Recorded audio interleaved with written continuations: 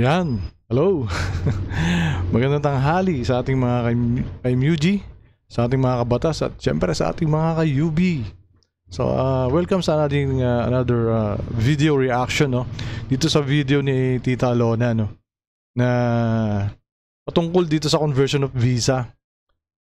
Rapi mo nyo bumida. Itong conversion of visa, legal naman talaga to, di ba po? Kahit naman Pilipino, ginagawa to sa ibang bansa eh. Actually, dun sa, nung nagpunta po akong Singapore, dun sa kaibigan ko, pinapunta niya ako dun. And sabi niya, hindi naman, pamasahe lang, sabi niya, tapos, kasi free visa naman sa ano, sa Singapore. And yun, dun na lang daw, mag-a-apply na lang daw doon, and then, kakausapin na lang yung pag-a-applyan, na, kukuha na lang ng visa kapag kumikita na. Or kukuha na ako ng visa nung magiging boss ko and then babayaran ko na lang sa sahod ko, kakaltasin na lang. Ayun. So legal talaga kahit sa ibang bansa. Itong si Rapi Tulfo, mukhang hindi alam tong batas na to or alam man niya pero sinasabi niya na inaabuso. My goodness. Paano namang inaabuso? Nasa ano naman yun kung papayagan o hindi, di ba? O sige, panoorin natin tong video ni Tita Lona. Sinabi ko kanina sa immigration, sinabi nila sila ay tourist and then later on, mag-apply sila ng working visa at papayagan natin magtrabaho para bang gano'n, niloko tayo. Sinabi sa immigration. Nagpaalam nga paano niloko. Nagpaalam nga eh. Paano niloko? Pasok sa airport natin na tourist lang kami, hindi kami magtatrabaho. Right? Paano mo nalaman na sinabing ganun?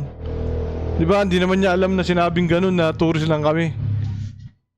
Alam naman agad, pag pinakita naman yung passport, tourist na, alam naman ng ano yan eh. Ng immigration natin yan eh. Di ba? Alam. And they have to prove it. And then later on, they have to prove pala mag-a-apply silang trabaho rito at pinayagan nyo. O ano na masama dun? Di ba? Ano masama doon, yung mga Hindi ko alam tong si Rapi Tulfo kung sabi niya kasi doon sa video kagabi ni Mang Rene. Mahal na mahal doon yung mga OFW. O, di ba? Paano yan? Ganyan ginagawa niya. Kung magalit na naman yung ibang bansa sa atin, gagaya ng ginawa niya sa Kuwait. Di ba? Yung sa Kuwait niya na nahimik siya eh.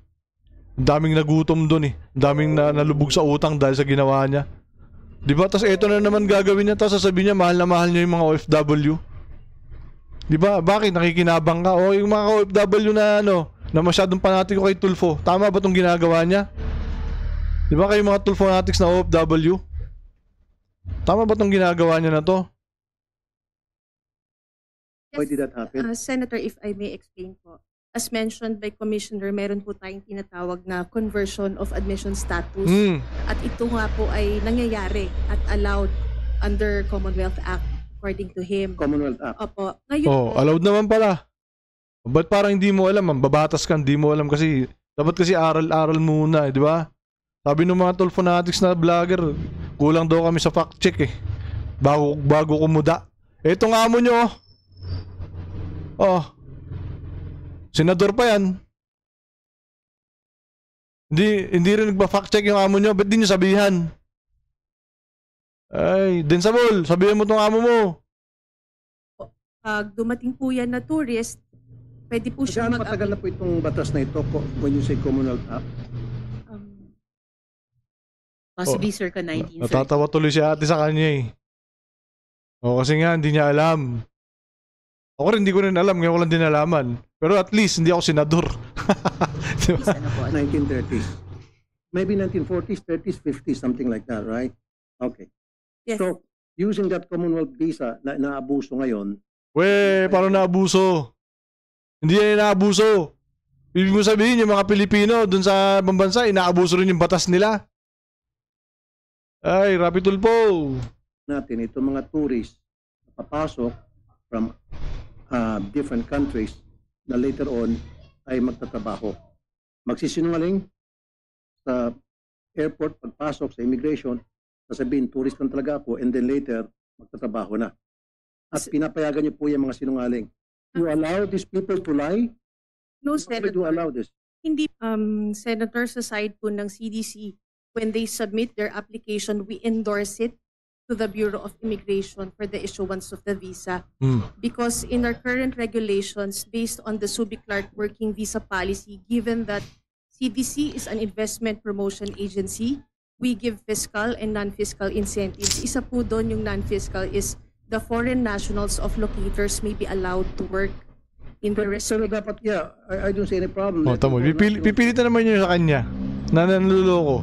Nagpapaalam na, nag-a-apply nga.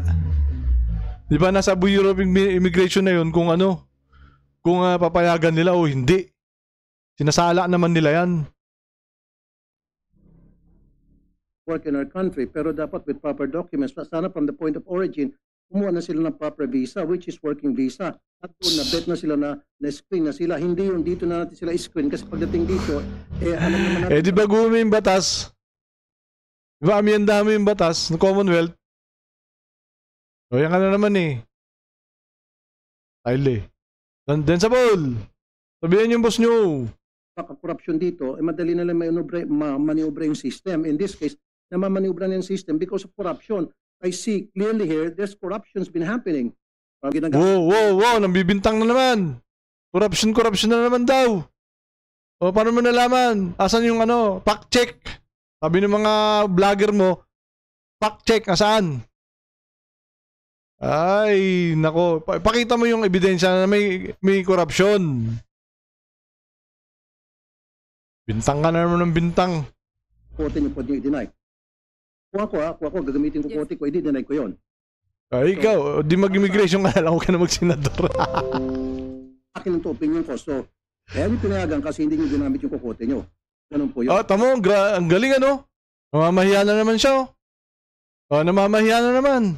Di nyo ginamit yung kokote nyo. May batas nga. Sumusunod nga sila sa batas. Ikaw lang naman hindi sumusunod sa batas kasi cut the process. Gusto mo na naman may makakulong dyan eh. Pustahan tayo. Gusto na naman may makakulong. Okay. Now let's move on. Let's move on daw. Ito, pakinggan natin yung yung opinion ni Tita Alona. Yari ka dito kay Tita Alona ngayon, Rapi Tulfo. Okay, pakinggan natin si Tita Alona. Natin na isang reaction video ang kamangmangan na ginawa nitong si Rafi Monyo sa Senado. Kita mo, umpisa pa lang, durog ka na. Tuloy natin. Totoo nga talagang kasabihan na arrogance is more dangerous than ignorance. Totoo yan, te. Hindi ba katanghan kamangmangan yung mga pinagsasabi mo? Na ang pag-change status or pag-convert ng visa ng foreigner from tourist to working visa is isang kagaguhan. Isa yung katanghan, Rafi, sinasabi mo.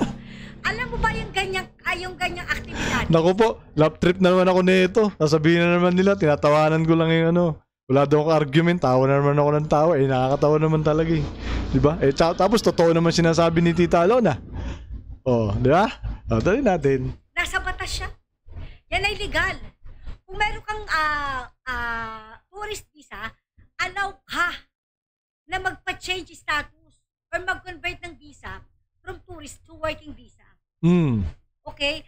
Nasa immigration yan kung i-allow ka. Buti pa si Tita Alona, alam niya, di ba? Rapi Tulfo, wala eh. Walang fact check. Yeah. Kaya din sabihin mo si boss mo, fact check muna boss bago tayo bumanat sa Senado. Okay? Qualified, ma-approve ka. But if you are disqualified, hindi ka ma-approve. Ganun lang kasimple na sa batas siya, Rafi. Tama. Bakit hindi mo yan alam? Para sa isang graduate ng Bachelor of Science in Everything, bakit hindi mo alam yan? Anong course yan? Graduate ba yun siya? Graduate pala naman, Bachelor of Science in Everything. Saan school kaya yun, te? Sa susunod natin, pakibanggit yung school kung saan yung school na yan. Tuloy natin. Hindi ka ba nasabihan ng mga abogado mo na yung sinasabi mo kabubuhan? Hindi ka ba sinenya sa naitigil mo na yung sinasabi mo dahil isang malaking katanghan? Ginagawa yan sa iba't ibang bansa. Kahit sa Japan ginagawa yan. Sa Amerika, sa Canada, sa China. Yun ang sinasabi ko, di ba? O, halimbawa, ganyan, gawin niya yan sa mga taga-Canada. Diba? Gawin niya yan sa mga sa mga bansa. Na ang mga Pilipino, pwede rin mag-convert ng doon, ng visa. From tourist visa to working visa, lalo sa Italy. Sa Dubai, ganyan din nangyayari. Diba? O, paano kung magalit yung bansa na hindi na rin tayo payagan? O, di kawawa na naman yung mga OFW yung mahal na mahal mo. Diba? Tourist, pero pwede kang mag-change status, pwede kang magtrabaho doon. Hingi ka ng working visa at hindi yan isang kagaguhan, tanga. Nakagigil. Nag-grandstanding ka, pero sinasabi mo, mali-mali. Nasabihin mo pa na, pinaliwanag na nga ng resource person na yan ay legal. Dahil yan ay sakop ng Commonwealth law. Commonwealth Act. Na anong sabi mo? Sorry ate, answer grabbing. Sorry, tuloy natin. Commonwealth Act na inaabuso? Grabe. Kung di ka ba naman talaga tanga, hindi pa nga abuso ang tawag dyan, ini-implement ang batas. Yan ay pagtupad sa nakasulat sa batas. Pwedeng mag-change status sa rapi, ulitin ko pwede. Pero depende sa immigration kung qualified ka or hindi. Doon ka palang i-approve. Pero pwede ka mag-change status. Okay? Nasa immigration lang yan kung i-approve ka o hindi. Tapos sasabihin mo na dahil hindi nila ginamit ng kokote nila, kaya in-approve. Meron ka pang nalalaman na kung ako ha, gagamitin ko ang kokote ko, hindi ko i-approve. Dahil nagsinungaling sila. You allow them to lie? May pagano-ganong ka pa. Bakit? Ikaw lang ba talaga lagi ang may karapatang magsinungaling? Diba? Ikaw lang ba lagi ang may karapatang magsinungaling? Diba sinungaling ka? Tapos galit ka sa kapwa mo sinungaling? Tapos sasabihin mo pa kung ikaw yun, hindi mo papayagan dahil gamitin mo kokote mo? Pero dahil sila, pinayagan nila, hindi nila ginamit ang kokote nila? Rapi, alam mo ba sa ginagawa mong yan? Paano kung magalit ang mga ibang bansa at gayahin yung style mo? Yun. Alam mo ba maraming Pilipino na ganyan ang ginagawa? Pupunta sila sa isang bansa pagkatapos as tourist, tapos magpapalit sila ng working visa at hindi yan illegal, ulitin ko, hindi yan illegal, legal yan, gago ka. Legal yan. Anong mo sa mga abogado mo? Legal yan. Paano kung ganyan din ang gawin ng ibang bansa? Aray ko, titalo ng sakit-sakit na no. Tuloy natin. Sa mga Pilipino na pumapasok sa kanila. Diba? Paano kung ganyan din? Hindi ba naiisip? Pag hindi ka nag-iisip naalala niyo yung quiet issue? Diba ganyan din ginawa mo? Yan. Yabang ka? Tama. O nagalit ang quiet, anong ginawa? Hindi na tinanggap ang mga OFW sa kanilang bansa. Ano nangyari sa kanila? Dinawala sila ng trabaho? Kaya niya ginawa yung Tita Lon, mahal na mahal daw niya yung mga OFW. Sobrang mahal na mahal daw niya. Tuloy. Nakatulong ka ba? Di ba nga lang din? Nanahimik ka? Wala kang itinulong? Pagkatapos ng ginawa mong malaking disgrasya sa mga OFW sa Kuwait, dahil hindi na sila pinapasok dahil sa kaarogantihan mo Ano nangyari? Tumulong ka ba? Ganyan din ang ginagawa mo ngayon. Ayaw mong tanggapin ayaw mong magpalit ng working visa. Yung mga merong hawak ng tourist visa. Dahil sabi mo, isa itong kasinungalingan. Nagsisinungaling sila. Napapasok sila ditong tourist tapos yung pala magtatrabaho. What's wrong with that? Kung qualify sila. Saka paano nagsinungaling? Diba? Paano nagsinungaling? Pag nagsinungaling, hindi na papapasokan ng immigration. Diba? So, naranasan ko yan dati sa Hong Kong. Nagsinungaling ako, di ako pinapasok. Siyempre, gusto ko makapasok ng Hong Kong dahil gusto ko sana magtrabaho din. O, yun. Balik sa Pilipinas ang lolo niyo. Na mabigyan ng working visa, why not? Immigration bahala dyan. Sasabihin mo po may corruption. Legend corruption yan. Alam mo, kung talagang desidido ka, na i-discuss yung corruption na yun, i-discuss mo yung kapatid mo, si Wanda. Mas mahigpit kasi sa Hong Kong kaysa sa Singapore nung time na yun. Kasi, di ba may mga nahuhulihan ng drugs doon. Yun. Kaya sobrang higpit nila. Naalala mo, di ba may issue corruption yan? Tsaka si Ben Bitag. Yan ay discuss mo. At Pati ba naman yung sa immigration, sa working visa, tourist visa, pinakikialaman mo, hindi mo naman pala alam yung batas tungkol dyan? Legal yan, Rafi, legal yan, legal. Kahit ako ginawa ko yan, dahil yung anak ko, dumating sa Japan as tourist, tapos change status ko siya. Okay? Naging residente siya doon, at hindi illegal ang ginawa ko, at lalong hindi ko ginago ang Japan. Ang ina ko, magsalita ka, lagi na lang tama, feeling mo tama ka lagi eh. Legal yan, Rafi, legal. Tanga ka kasi, hindi mo alam yan. Tanong mo sa mga abogado mo para may matutunan ka.